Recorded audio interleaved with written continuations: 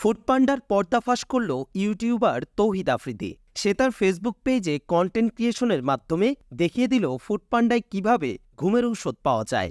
সে ফুডপান্ডায় ঘুমের ওষুধ অর্ডার করে, এরপর কিছুক্ষণের মধ্যে ডেলিভারি ম্যান তার বাড়িতে এসে ঘুমের ঔষধ দিয়ে যায় এবং কোনো প্রেসক্রিপশন ছাড়াই এ ঔষধ সংগ্রহ করে সে।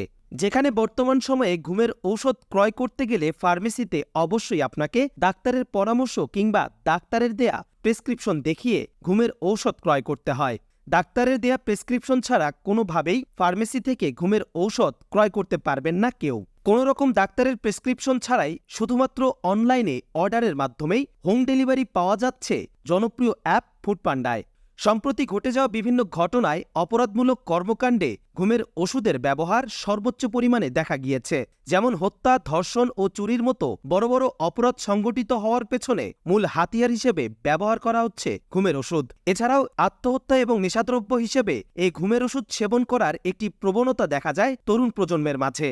কিন্তু অধিক পরিমাণে ঘুমের ঔষধ পাওয়ার প্রধান প্রতিবন্ধকতা প্রেসক্রিপশন ছাড়া ফার্মেসি থেকে ঘুমের ঔষধ না পাওয়া। কিন্তু ফুডপান্ডার মতো জনপ্রিয় এমন অনলাইন খাবার অর্ডারের অ্যাপসে এভাবে প্রেসক্রিপশন ছাড়া ঘুমের ঔষধ পাওয়াটা একটি ভয়ঙ্কর ব্যাপার। ইউটিউবার তৌহিদ আফ্রিদি তার বানানো ভিডিওর মাধ্যমে এই বিষয়টি তুলে ধরেছেন। কোনোরকম প্রেসক্রিপশন ছাড়াই ফুডপান্ডায় অর্ডার করে প্রায় 10 পাতা ওষুধ হোম ডেলিভারি করিয়েছেন তিনি।